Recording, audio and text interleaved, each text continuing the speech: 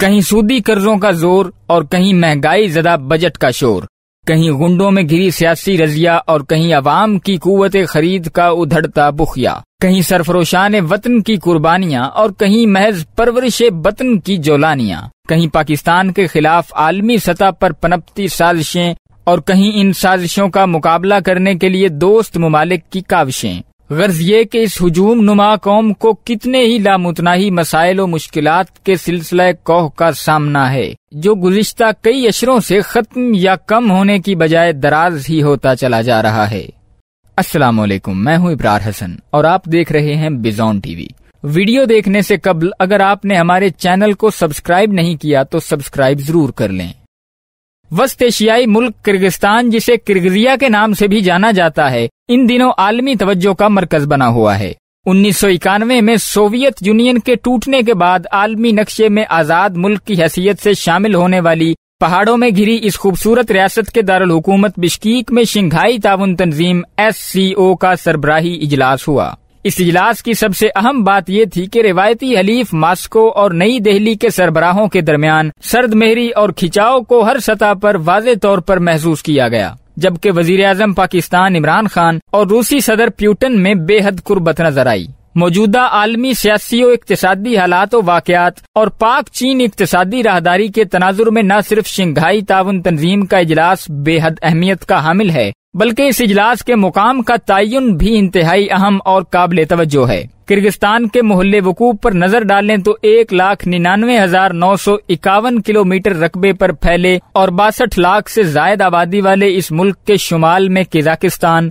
مغرب میں ازبکستان، جنوب میں تاجکستان کی ریاستیں ہیں، جبکہ مشرق میں چین کی مملکت ہے۔ اس اجلاس میں رکن ممالک کی طرف سے متفقہ طور پر 14 فیصلے کیے گئے، جن میں دہشت گردی کے خلاف عالمی تعاون کو مزید مضبوط بنانے کے عزم کا اظہار بھی شامل ہے۔ یہ بات تو سب پر عیاں ہے کہ اس وقت تیسری دنیا اور خاص طور پر پاکستان جیسے ممالک کو مسلح دہشت گردی سے زیادہ طاقتور ممالک کی اقتصادی دہشت گردی کا سامنا ہے۔ اس معاشی یلغار کے تحت کسی بھی ملک کے ارباب اختیار کو بلیک میل کر کے اور ڈرا دھمکا کر ڈالر کو بلند ترین سطح پر لے جایا جاتا ہے اور مقامی کرنسی کو بے وقت کر دیا جاتا ہے۔ اس منصوبے یا سازش کے تحت اس وقت پاکستان میں بھی ڈالر کی قیمت کو آئے روز بڑھوایا جا رہا ہے اور پاکستانی روپے کی قدر گرتی جا رہی ہے۔ ڈالر سرکار کی اس اقتصادی دہشت گردی کا انسداد اور اس کا مقابلہ کرنے کے لیے بشکیک میں ہونے والی شنگھائی تعاون تنظیم کے اجلاس میں اپنے خطاب میں وزیر اعظم عمران خان نے ایک بروقت اور منطقی تجویز پیش کی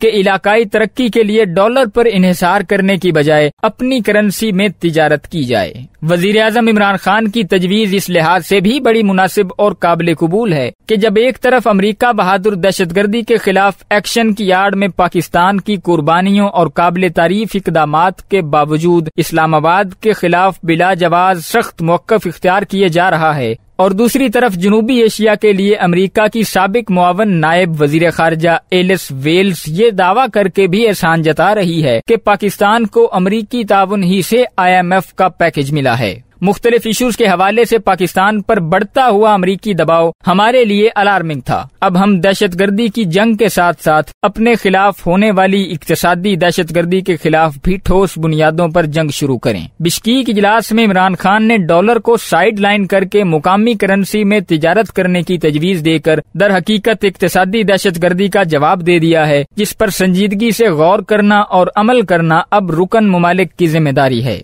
یہاں یہ امر بھی قابل ذکر ہے کہ سی پیک ممالک میں چین کے علاوہ کئی دوسرے ہمسایہ اور عرب ممالک بھی سرمایہ کاری کرنے کی خواہش کا اظہار کر رہے ہیں۔ سی پیک منصوبہ نہ صرف ایک معاشی منصوبہ ہے بلکہ یہ آنے والے وقت میں ایک نئے سیاسی و دفاعی اتحاد کو بھی جنم دے گا، جو آج تک وجود میں آنے والے تمام دفاعی اتحادوں سے زیادہ پائیدار اور مضبوط ہوگا۔ اب اگر عمران خان کی تجویز کی روشنی میں مقامی کرنسی میں تجارت شروع ہو جائے تو غور کریں کہ حضرت ڈالر کو ایشیا سے پرزے ہو کر نکلنے میں کتنی دیر لگے گی۔ اس تنظیم کے پاکستان سمیت 8 رکن ممالک، 4 مبصر ممالک اور 6 مذاکراتی پارٹنر ممالک ہیں۔ اگر یہ 18 ریاستیں گو ڈالر گو کا فیصلہ کر لیں تو آسانی سے اندازہ لگایا جا سکتا ہے کہ یہ ترقی پذیر ممالک IMF اور ورلڈ بینک سمیت تمام سودی عالمی اداروں کے چنگل سے نجات حاصل کر سکتے ہیں۔